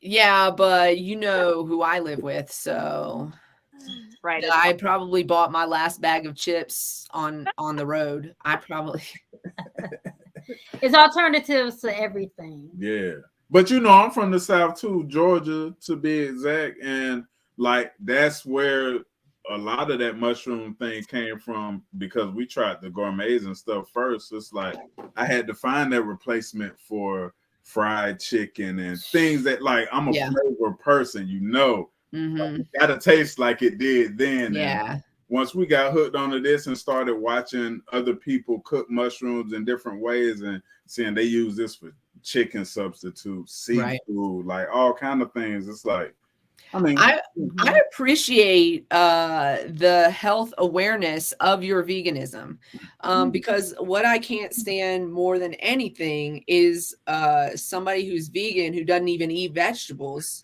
Junk food vegan. They just eat, they're junk food. Like, you're not healthier than me. Right. Yeah. Right. People love to just throw themselves in little class. You know how we are about labels anyway. Yeah. You know, people are becoming more, saying they're vegan, just I guess plant-based, trying to eat healthier. So the government are giving are creating more not plant-based, processed vegan foods. And that's just as bad. Yeah, they you know, take I mean, process. It's good for the animals, but it's not good for you. Right. We want you to be able to still get your the protein level amounts and what you can, you know, what you get from animal fats and things, but we want you to not get them into junk food, because if they're processing it and preserving it, that means that you're putting things that's it's not a clean lifestyle. And that's the point. And that's kind of the point. Exactly. They'll find out a lot of those omegas and those fatty acids that you need are in mushrooms. Yeah, so mushrooms are kind of amazing that way, because they really do provide they're really a great nutrient source. They really do create life out of death. Yes. They're more research is showing that different, like you were saying, the different cultivars of mushrooms are great for treating cancers, and like cannabis can treat other ailments and illnesses as well, including mental health illnesses. And it's not just psilocybin, you guys. It's like it's like exactly. just as is it a vegetable, it's a fruit, it's a fungi, as a fungi kingdom. Yep. It's 3 different types of fungi. So, it is really a well-rounded food, if it's food.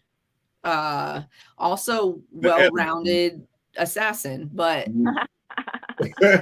they even have mushrooms that eat plastic. It's like to decompose. It's like we're going to a class, I think it's in March, where we're learning how to grow mushrooms out of buckets using cardboard and different substrates. So it's like that's a way to eliminate waste and also get a food source at the same time. That's a win-win, man. Yeah, absolutely. That's amazing. I did not know that. I did not know. I mean, and the logs too. We inoculated some logs today. At Case Western, the research. Shout out to Case Western University. Yes. All right. They let us inoculate some logs with the shiitake, I think. Yeah, shiitake. Like outdoor? Yeah, and birchwood. Yep. Okay. Oh, it was sweet as sweet birch, and when we was drilling the holes, it had the smell of root beer. Yeah, it smells so good. We got footage coming soon. Yeah. Oh, I'm excited. Yes, yeah. So we want to teach that, have workshops, doing that and have kits. So we're gonna structure out Melanated Mushrooms first, and then we'll go on to our other businesses. What we want to provide is healing through mushrooms, herbs, and art. Mm-hmm. So will y'all be on our zombie apocalypse team? Most definitely. We need a zombie film buff. Yeah. Oh, and we're gonna have some. We brought a survival book, and so we want to teach that as well. Classes. Teach those workshops along with our mushrooms and stuff, because we want to have something for the. I don't like to say homeless, so I say my homies, fellow man, men and women. We want to do something, for them as well. So we want to really help people that's in real need. Yeah. And teach them, not just give them things. We want to teach them how to do it for themselves. Oh, isn't that the best lesson in the Bible? Yes. Yeah. I think that's like the best lesson at all. Yep. Do for self, man. You got to. That's the only way you're gonna be able to do for other people. Exactly. So are y'all thinking about teaching vegan cooking classes? Did you see the mushroom trick with the toilet paper? Yes. Psychedelic survivalism, I'm in. The vegan cooking classes. Yeah. You know what? Yeah, we want to have, but we want to highlight other vegan chefs, to cook with our mushrooms, so yeah, we will have something like that, but we want to highlight, our vegan chefs to do that with our mushrooms. So, and it's a low cost food though. It's like, it is kind of trying to get into the vein of providing food for low income homes and things like that. So it's something that you can harvest off of week after week. So it's like, once you get the kit, they spread, they'll be able to get oyster mushrooms or lion's mane mushrooms within 5 to 7 days. And then they'll be able to cook it, and they'll be able to get another maybe 2 or 3 flushes. And then if they buried it outside, then can get some more. So it's just a lot of options that we're gonna teach. Nice. I love that.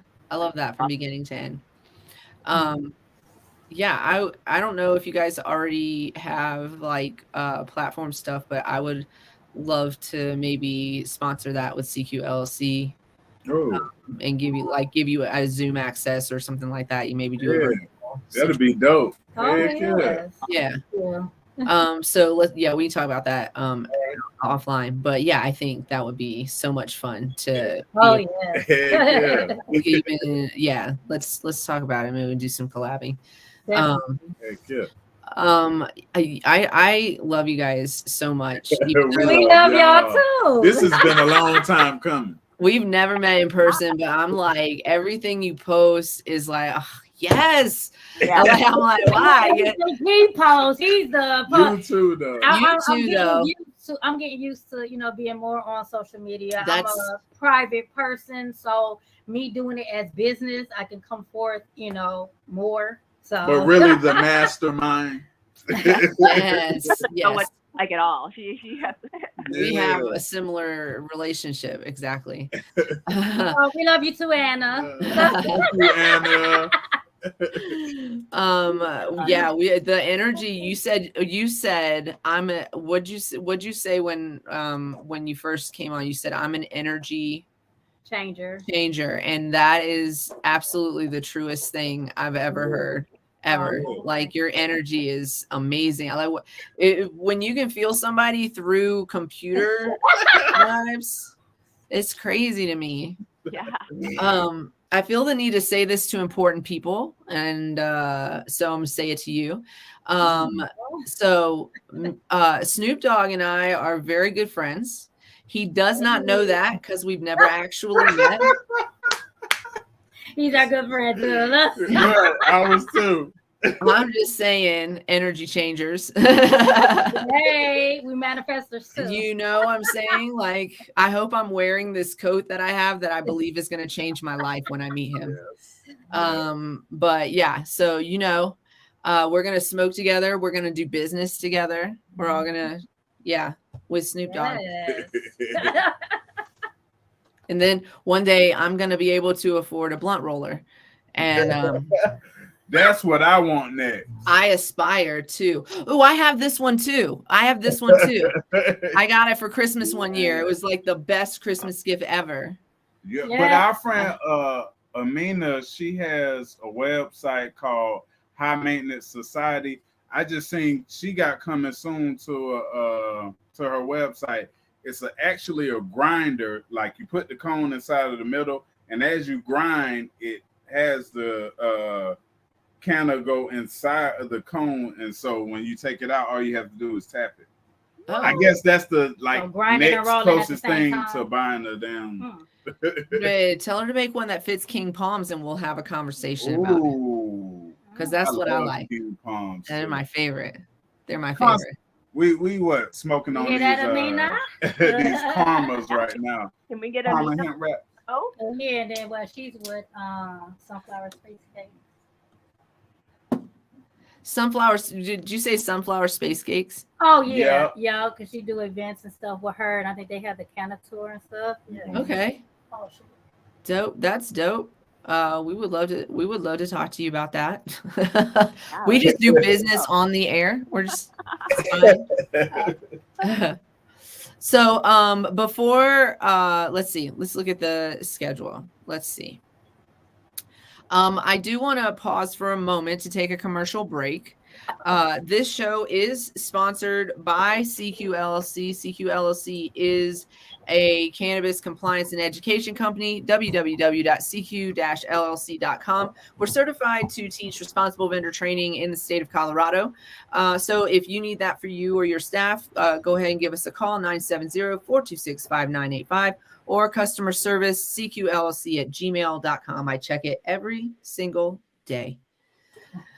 If you like hanging out with us here, you can come hang out with us in Discord too. We have a Discord. Check out our solo.to/Cannabis Closet 420. You can find all of our social media on that link, including our Instagram, our Facebook, all the stuff, and our Discord. If you are unable to listen to the whole show today, catch us later on Spotify, Apple Podcasts, Google Podcasts, wherever you get your favorite podcasts. And of course, we are sponsored by ourselves again. Queen Kitty Seltzer, solo.to/Queen Kitty Seltzer or www.queenkittyseltzer.com. You can order a 4-pack, but I'd recommend 8. Pop this kitty. Put it in your mouth. Pop this kitty, put it in your mouth. That's what we recommend you do with it. It's a low-dose CBD seltzer with absolutely no sugar and no sweeteners in here. That's important. Sweeteners break down in your body like sugar. So it's just a little trick of high society. Okay, there you go. There's absolutely no yak in the back. So that means there's not going to be a weird film on the back of your tongue. It's very refreshing. It tastes like water. We use botanical terpenes to get our flavor profiles, and we use organically grown hemp. Holla. That's us. Pop this kitty. Put it in your mouth. As a little factoid.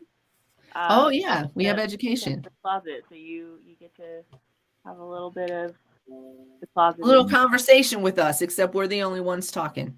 Check out our website. It's amazing. It's amazing. You can get merch on our website too. Yes, you can. We're just a direct print company to get our stuff out there. But I like that mug. It's my favorite. Color changing mug. I got our what is this? Is it just a hoodie? It's not our bomber. We have a bomber jacket too. Ooh, the bomber jacket is. I just thought nice. Oh, I like that sleeve graphic too. Hey, pop this kitty. And so yeah. In your mouth. It tastes so good you'll want to drink more and more of it. I promise you that. So good. So before we end the show, we have to do a would you rather, and I have 3. So we'll start slow, and then we'll amp it up a little bit. Thank you so much. Thank you for joining us. We've enjoyed your comments in the comment section, so please come back and see us again. Appreciate it, cuz. My cousin. I love it. Thank you for bringing the crowd with you. Of course you do. Okay, so the first would you rather that I have is would you rather have to fight to the death 22-year-olds, like 22-year-olds, like there's 20 of them, like little ankle biters, and they're violent,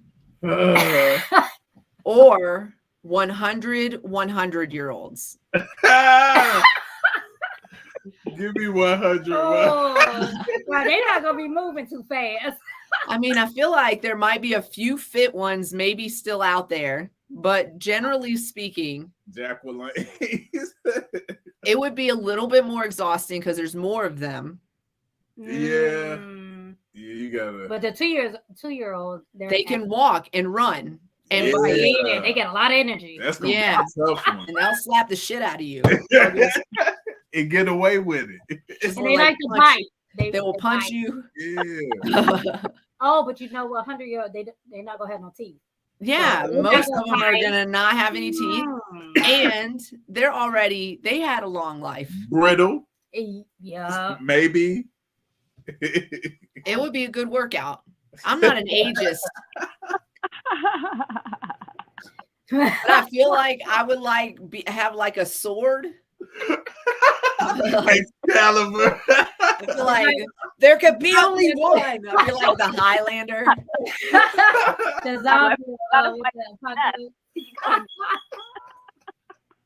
A bat will work. Yeah, I mean, just like you could just take them out at their knees. The Elder Slayer. The Elder Slayer. They're just like evil, like old people, like the mean ones.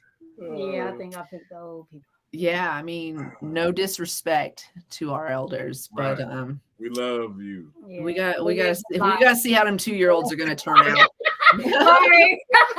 We can mold them. We might regret the decision later, but right. Okay. This one's hard for me. Would you rather give $1,000 to someone you hate the most or burn that money? It depends on how much it is. It's $1,000 and it's a person that you just can't stand. You can't even stand to look at their face. You can't. I could get petty, so I'd burn it. I would burn it. Yeah, because that disdain for you is like the Pisces in me. If I can't share it with you, we can't have it. Yeah, if I don't fuck with you, I'm not just to you or nothing, and I give it to the earth. See that you can use that as fertilizer. Fertilizer. That's a good call. You did. I'm not gonna. I would rather fertilize the yard with this $1,000. Oh no, can't go no. So crazy. Okay, and then we have one more. This is the important one. This is gonna make some determinations around here. Okay. Would you rather be patient zero, the first one to go in the apocalypse? That includes being in the immediate blast area if it's that kind of an apocalypse. Or be the longest survivor. Is it easy out or like we gonna be Rick Grimes season 5? Man, we about to grind that shit. I ain't about to go out. We about to learning how to grow mushrooms in fucking buckets, man. We about to change some shit. The hell, we ain't going out like that. I can't buy it out. Nah, I don't want. Nah. Yeah, you can't be the first out. I don't want to be the first of anything. I'm gonna be honest with y'all. We're gonna be the first to create some shit. Yeah. I mean, yeah, that perhaps, but like, I took this medical class. I think you're frozen, MJ. But you're always beautifully frozen, so I can't. But I took this medical technology class or something like that. I can't remember what it was called, but it was like one of those courses that you kind of like didn't have to take that course, but you had to take a course in that realm, something like that. So anyway, I took this class and it was just about the history of medical inventions and stuff. Mm-hmm. And what I learned from that class is that you should never go first. Never. Don't be the first to get LASIK or a face transplant or like get a pig heart. I just don't do it. They're going to fuck you up. Yeah. Mm-hmm. They have no idea what they're doing. It's called practice. You're the guinea pig. Yep. Yeah. Hair implants were awful. Were awful. Y'all didn't look better. Oh, shit. I honestly think too, like, you know, if the universe said you're not supposed to have hair, then I mean, hey, just shave it, you know, don't hatfish us. Yeah. Just listen. And it's all due to choices. It's like choices. It's shit you did, like probably the reason why you don't have hair. Yeah. Listen, it's not, it could probably not even be from this life. I'm so sorry for your luck. Yeah. Exactly. I'm so sorry for your luck, but karma does come back to you. And you could have fucked up some shit last time you was here. Yep. And so now, like, you always have bad luck. Well, no hair aesthetics. Listen, do you think Donald Trump reincarnate is going to be able to come back here and have a good life next time? Nah. No. He's gonna be hunted. Yeah. She's so frozen. MJ still frozen. Yeah, she's frozen. You said how. Different pics. Right. You got a slideshow. I feel like she wants to make a point about it, something, and she's not able to. Right. That's why we definitely got to do this in person next time. Yeah. Oh my God. It's going to be so great. We want to come to the East Coast anyways. I'm coming in. Yeah, we're trying to. Or come to the closet. Come to the closet. Yeah. You got a place to stay. It's 30 minutes from Denver. It's fine. Yeah. It's great we here. love it there. It's beautiful in Colorado. Yeah. I love it up here too. Now I'm on the Front Range, so I can host some people here. Let's see. She said, okay, she can hear us. She's just frozen. Okay. Okay, so I'm not patient zero is the whole point of that. Right. And if y'all just have to listen, y'all just have to be honest when it happens. If you're ready, I'm ready with you. Like I will help you on your next journey. Don't slow us down. Don't pretend you didn't get bit. Right. Show all wounds. We need to see everything. If you look sad one day after we just fought some zombies, I'm gonna do a full check up for you because you are lying about something. Straight protocol. I'm fine. You're not. I will be suspect of everybody. Bleeding out your eyes, sir. Yeah. No. Right.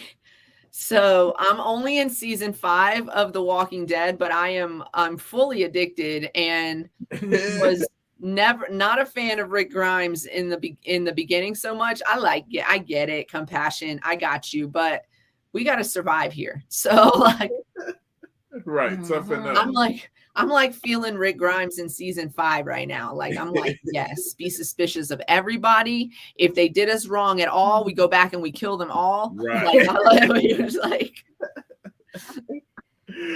can't be too safe. You can't. You got to protect the people in our own walls. Right. And that's okay. But that's my mentality. We would still be accepting of some people, but I would still always be suspicious of them. Yeah, you got to put things in place though. You got to remember the psychology of a person.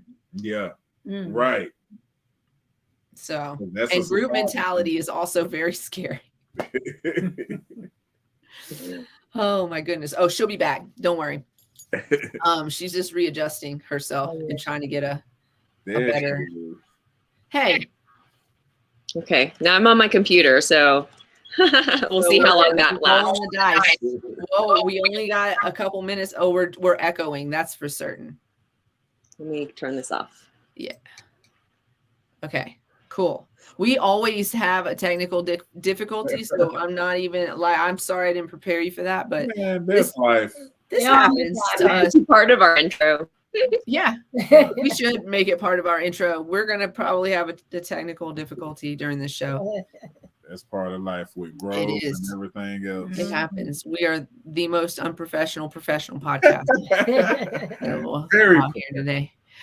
So tell us where we can find you on, if you want us to find you. If you don't, just be like, well, it's been flying across the screen the whole show. Is. So if you are watching, we can take it down. So Melanated Mushrooms on all platforms. Was house_of_weird perfection on Instagram and House of Weird Perfection on all the other platforms. My personal is Cheryl_Clements _1107.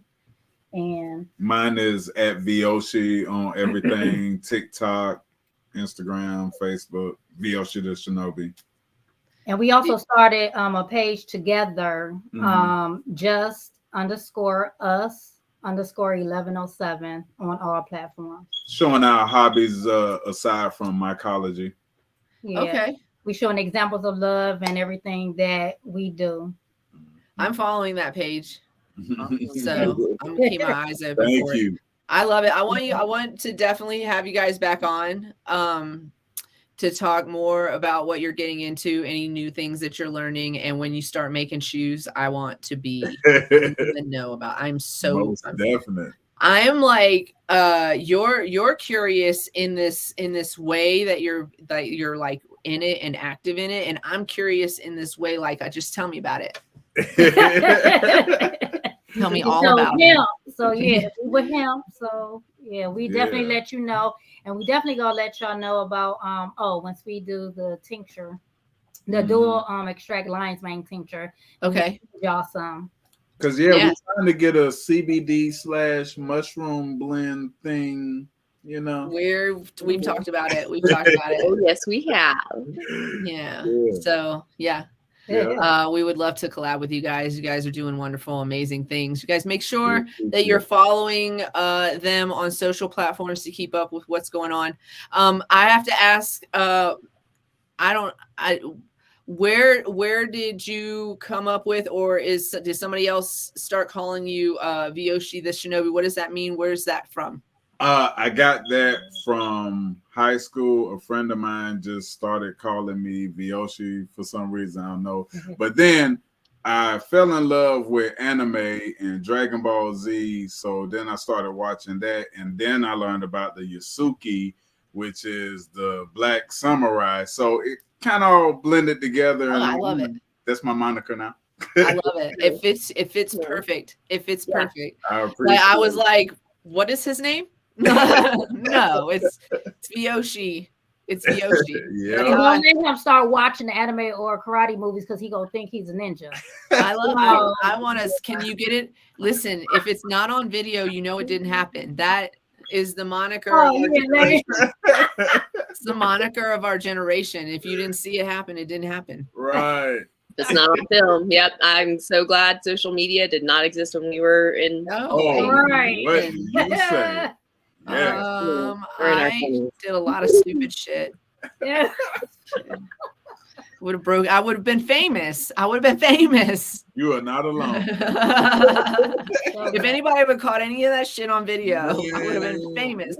We used to like surf down dirt roads on trucks. I know they still do it in South, but we did crazy, stupid shit that would get us killed. For real. Having the couch pulled by the truck. Yeah.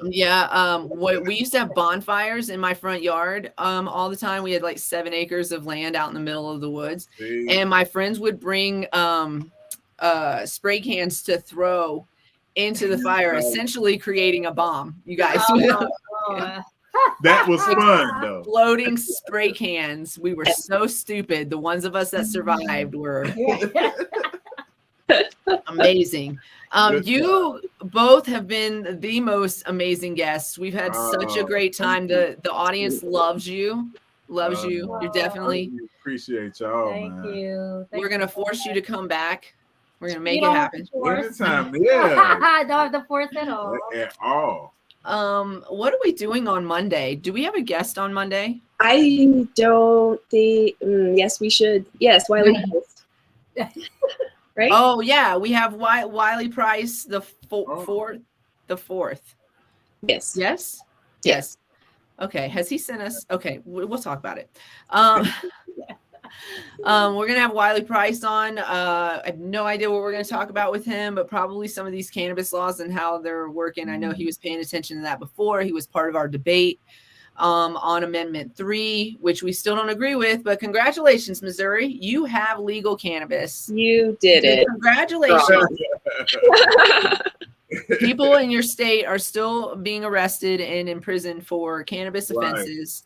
You have not ended prohibition, but you have given yourself legal access to very expensive cannabis. And I'm very proud of you guys for that little step, but do better.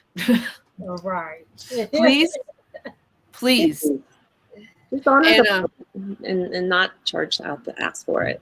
Yeah, like stop making it inaccessible for anybody but people with a lot of money. Sounds like Ohio. Yeah. Sounds like everywhere. Ohio, you know what Ohio did? Let me tell you guys before we get off the air. Ohio did this thing where they were going to vote in a program and it was a monopoly and their citizens were like, no. And so they voted no. And then they had to wait 2 years to vote yes again. But you know what? They got a little bit better than monopolizing the entire market. They got a little bit better, not a lot better.